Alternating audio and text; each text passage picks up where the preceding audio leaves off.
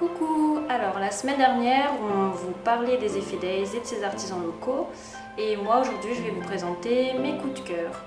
Alors évidemment gourmande, moi je me suis dirigée vers la nourriture et je suis tombée sur le stand de Couleur Mafat. Couleur Mafat c'est quoi? Ce sont des produits de qualité qui sont cultivés uniquement à Mafat. Donc vous pourrez y retrouver des confitures, du rhum, du poivre et d'autres produits.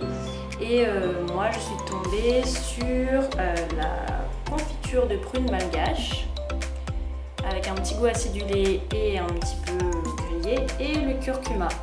Donc aujourd'hui je vais vous présenter dans deux petites recettes mes produits coup de cœur. Voilà. Je vais vous présenter en premier ma recette de petits pains au curcuma. Vous aurez besoin de farine, de sel, de sucre, de lait, de beurre, de levure de boulanger et de curcuma. De préférence le curcuma de Mafat.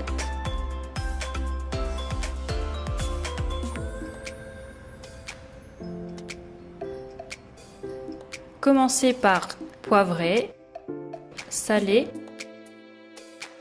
et ajouter le curcuma à la farine. Alors moi j'ai mis une petite cuillère à café de curcuma, mais vous pouvez en mettre à votre convenance. Après la pâte est bien jaune par contre avec une petite cuillère, donc pas la peine d'en mettre plus. Mettez toute votre farine dans le bol de votre robot ménager. Ajoutez-y le sucre. Ensuite, préchauffez un peu votre lait pour qu'il soit tiède et délayez la levure de boulanger dedans pour qu'elle se dissolve bien.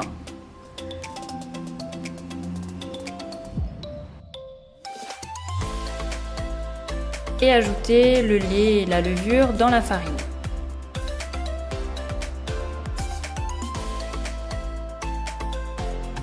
Puis le beurre ramolli.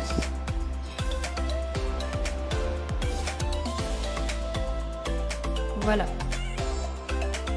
Moi j'ai utilisé le crochet de mon robot ménager, mais vous pouvez le faire aussi à la main.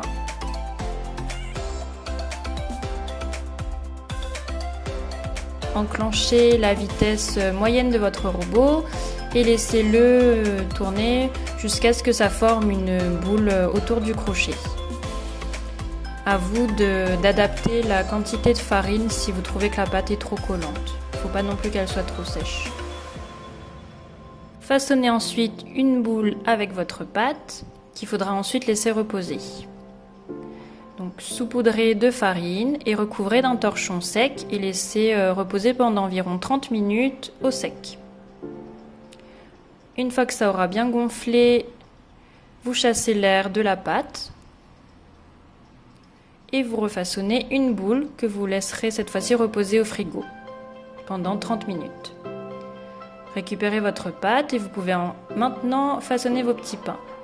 Alors, saupoudrez de farine votre plan de travail et étalez la pâte de façon homogène sur environ 2,5 ou 3 cm d'épaisseur pour que les petits pains soient bien gonflés.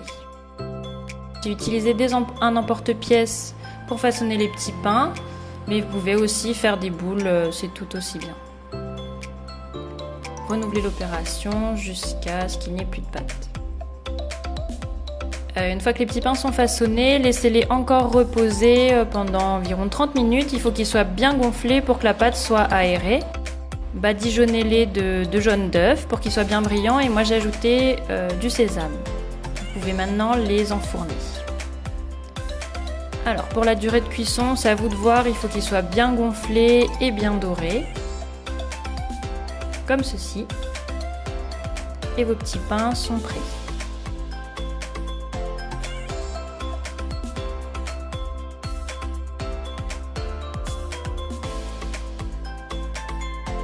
J'ai décidé de faire des petits hamburgers aux crevettes. Donc, alors, j'ai fait une mayonnaise à laquelle j'ai ajouté un peu de curcuma aussi. J'ai mélangé avec de la tomate et du concombre. Et des crevettes que j'ai assaisonnées avec de l'ail.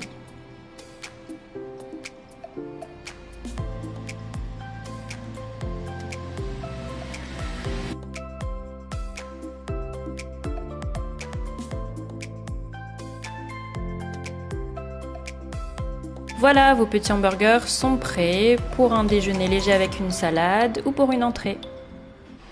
Alors maintenant, je vais vous présenter ma recette de chantilly à la confiture de prunes malgaches. Donc c'est tout simple.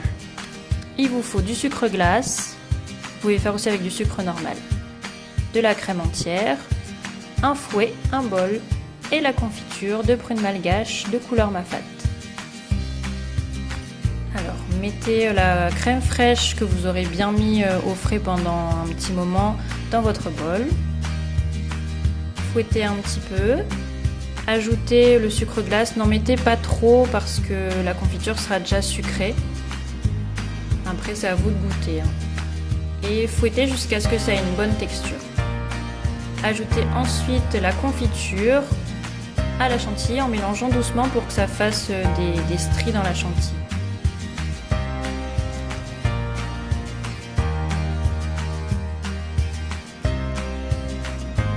Voilà, votre chantilly est prête. Moi, je l'ai mise dans une verrine. Donc, j'ai mis de la confiture au fond et j'ai ajouté la chantilly avec une poche à douille. Et puis, j'ai orné avec une petite tuile faite maison. À vous de déguster.